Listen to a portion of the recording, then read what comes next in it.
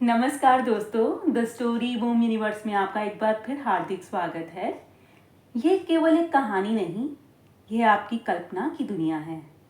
पूरी कहानी में आपको केवल एक चित्र दिखाई देगा, बाकी हर दृश्य, हर चेहरा, हर भावना और हर रहस्य आपकी अपनी कल्पना में आकार लेगा। क्योंकि सबसे बड़ी फिल्म स्क्रीन पर नहीं, आपके मन में चलती है। अगर आपने एपिसोड 4 के पहले दोनों भाग नहीं सुने हैं तो पहले उन्हें अवश्य सुनिए, क्योंकि आज एक ऐसा सच सामने आने वाला है जो पिछले 15 वर्षों की पूरी कहानी बदल देगा। अगर आपको ऐसी रहस्य, भावनाओं और रिश्तों से भरी कहानियाँ पसंद हैं तो वीडियो को लाइक करें, द स्टोरी बूम यूनिवर्स को सब्सक्राइब करें और हाँ, इसे उन लोगों तक भी ज़रूर पहुंचाइए जो कहानियों को महसूस करना पसंद करते हैं। पिछले भाग में आपने जाना 15 वर्षों बाद आरव और रोहन आखिरकार मिले। दोनों भाइयों ने अपने दिल का दर्द एक दूसरे के सामने रख दिया, लेकिन रोहन ने बताया कि असली कहानी कंपनी से भी पुरानी है। और तभी घर के बाहर पहुंचा विक्रम सिंघानिया। उसके हाथ में था पापा का आखिरी पत्र। क्या आज 15 वर्षों का सबसे बड़ा सच सामने आएगा? आइए कहानी आगे बढ़ाते हैं। घर के अंदर आरव और रोहन दोनों खामोश खड़े थे।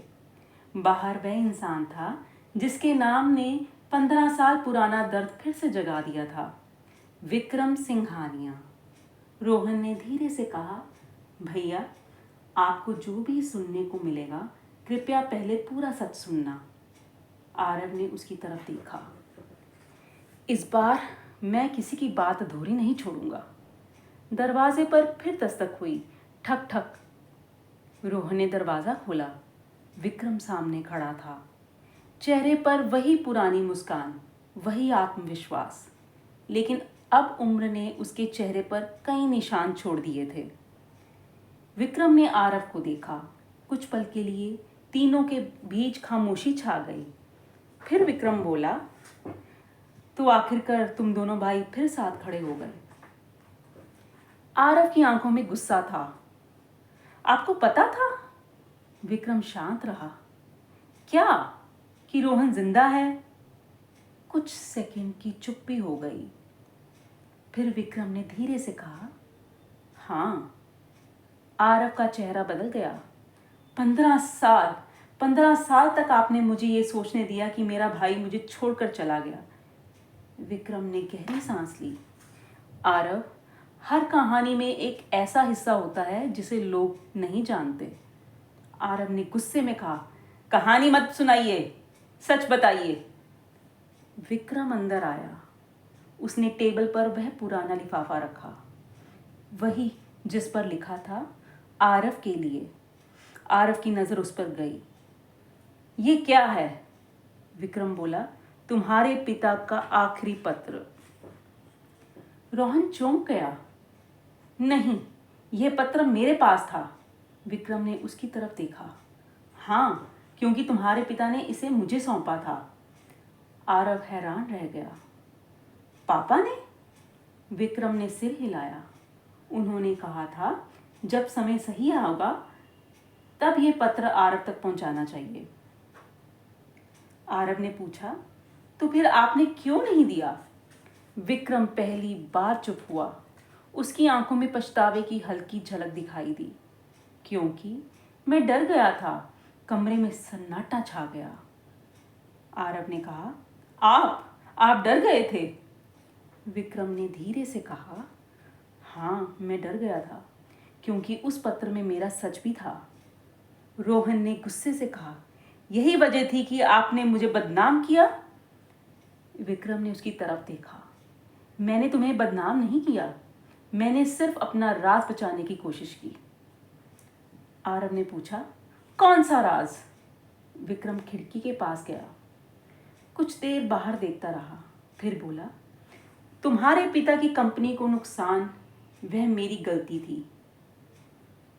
आरव और रोहन दोनों शांत हो गए। 15 साल बाद पहली बार वह सच सामने था।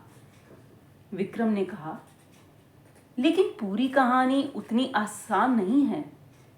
मैंने गलती की, पर तुम्हारे पिता ने मुझे एक मौका दिया था। आरव ने पूछा, क्यों? विक्रम बोला, क्योंकि वे जानते थे हर गलत इंसान हमेशा गलत नहीं रहता। रोहन ने कहा, लेकिन आपने हमें अलग कर दिया। विक्रम की आंखें नीचे झुक गई। हाँ, यह मेरी सबसे बड़ी गलती थी। कुछ पल खामोशी रह गई।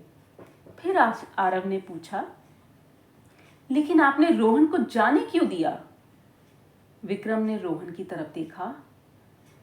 क्योंकि उस रात रोहन के पास दो रास्ते थे। या तो वह तुम्हारे सामने सबूत रखकर परिवार को तोड़ देता, या फिर चुप रहकर तुम्हें बचा लेता।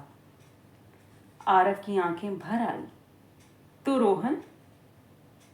विक्रम बोला, तुम्हारे लिए गया था। कमरे में सिर्फ सन्नाटा था। आरव ने रोहन की तरफ देखा। 15 साल जिस भाई को वह दोष देता रहा, वही उसे बचाता रहा। तभी विक्रम ने वह लिफाफा आरव की तरफ बढ़ाया। अब समय आ गया है, इसे पढ़ लो। आरव ने लिफाफा खोला। अंदर सिर्फ एक पन्ना था। उस पर लिखा था, आरव बेटा, अगर तुम यह पढ़ रहे हो तो इसका मतलब है कि तुमने अपने भाई को समझ लिया है। आरव की आंखें नम हो गई, लेकिन नीचे लिखी अगली लाइन पढ़कर उसका चेहरा बदल गया। लेकिन एक सच अभी भी बाकी है। रोहन के जाने की वजह सिर्फ विक्रम नहीं था।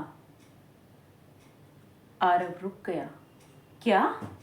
नीचे लिखा था, हमारे परिवार में एक ऐसा व्यक्ति था जिसके बारे में तुम दोनों भाइयों को कभी पता नहीं चला। रोहन भी हैरान था। ये क्या मतलब है? तभी कमरे की पुरानी घड़ी, जो 15 साल से बंद थी, अचानक चलने लगी। टिक टिक टिक।